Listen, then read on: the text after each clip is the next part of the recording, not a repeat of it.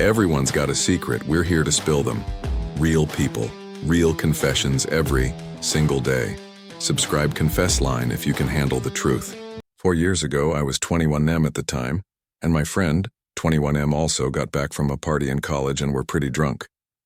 My friend ended up throwing up on the toilet and I was helping him out. He needed to text someone, so he gave me his unlocked phone to do it. I ended up getting curious and went to his photo vault. I guessed the password on the first try because it was numbers he used in various social media usernames.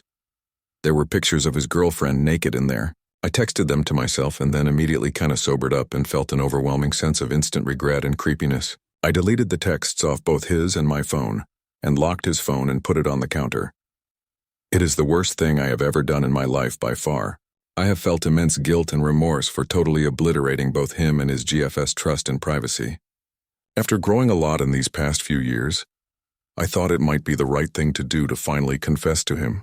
I talked to some of our mutual friends and they say that I am just trying to offload my own guilt, and I'd be causing him unnecessary harm if I told him. I am also still concerned that the text could still be on his Mac laptop as he uses an iPhone. Outside of this isolated incident, we have been nothing but great friends to each other with virtually no issues over the course of a 13-year friendship, now both 25YO. I don't know what to do or what to think. Is this a friendship ender? Story 2. When I was in middle school, one of the janitors got upset with me because I was sick and puked in the hallway. As he walked away muttering under his breath, I clearly heard him use the K-word slur for Jews. I am Jewish. I decided to get revenge.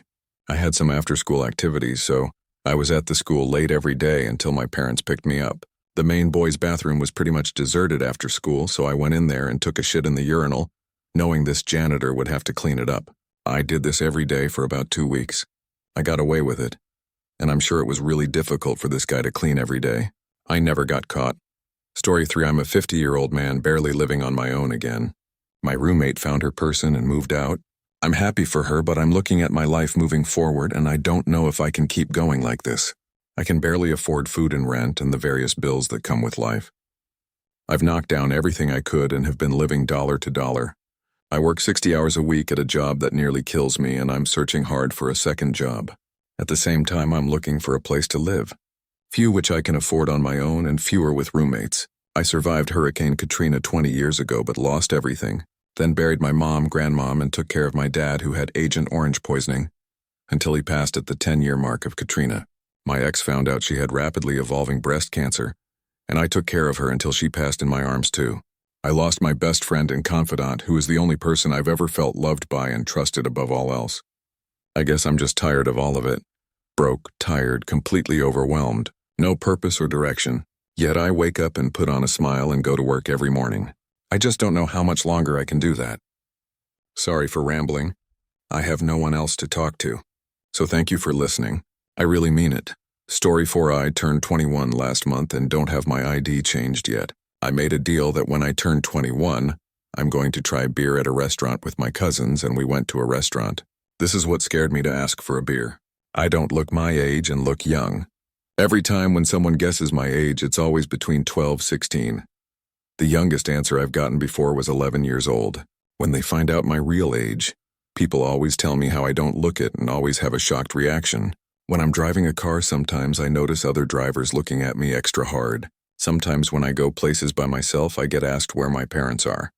So at the restaurant, I began looking at the beers. I was scared to ask for it because of the waiter's reaction and what she'll say. When it came time to order drinks, I first told her I want a water. Then I told her I want a second drink and looked at the beers. I hesitated strongly to say what I wanted. My cousin said, "Go ahead and say it." I still couldn't. Then she intervened and said I wanted a beer. The waitress said, "Okay." I said, "You need to see my ID." She said, "Sure." She literally looked at it for like 2 seconds and handed it back with no reaction. She continued on the order like it was nothing. I was so relieved afterwards, and then I started thinking how much I overreacted. It went so smoothly. Story 5. Here goes nothing. In middle school 2007, I was suspended for making 2 kids fistfight each other. No one knew of the incident besides the principal and my parents because of how screwed up this was. The 2 kids were both in special ed. Hopefully that paints the picture.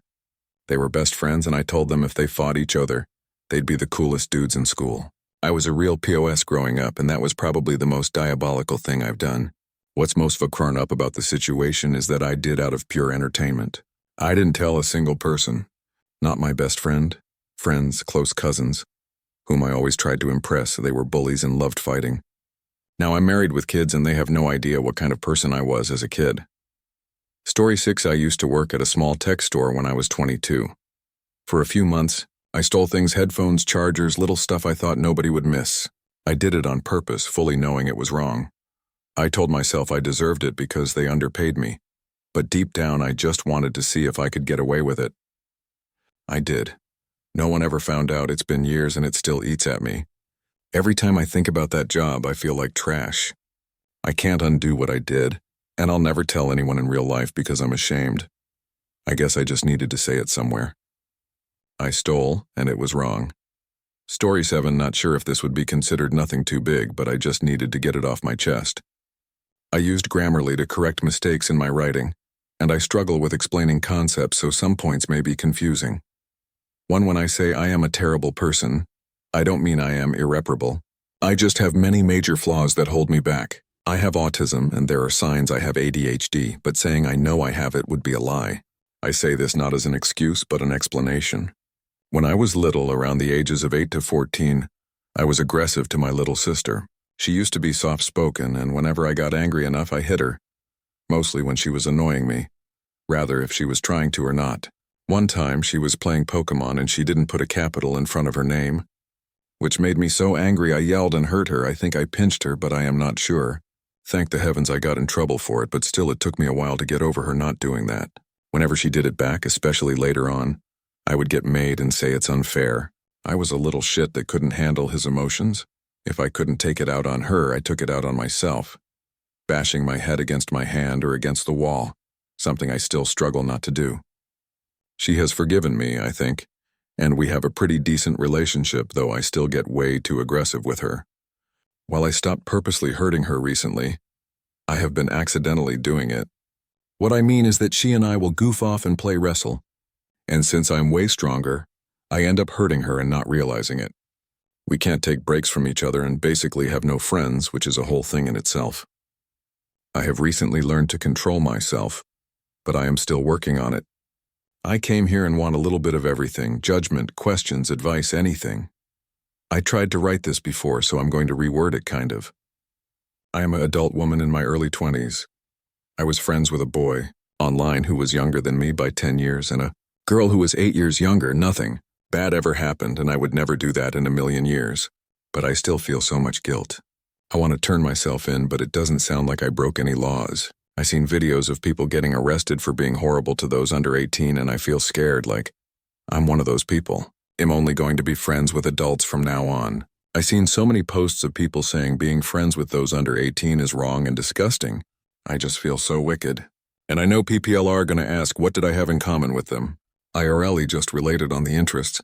I don't know what's wrong with me, but I act younger than my age. That is not an excuse, though. I do also have friends chat or adults online, but it feels so hard to talk to them and boring again. Not an excuse. I just don't know what to do. I know I am mentally ill. I'm on a wait list for testing. My parents also treat me like a kid for some reason. I don't know how to do anything, so maybe that's why it feels hard to talk with adults. Anyways, I needed to confess this. I just feel so bad. Sorry it's worded so weird, the post keeps getting removed.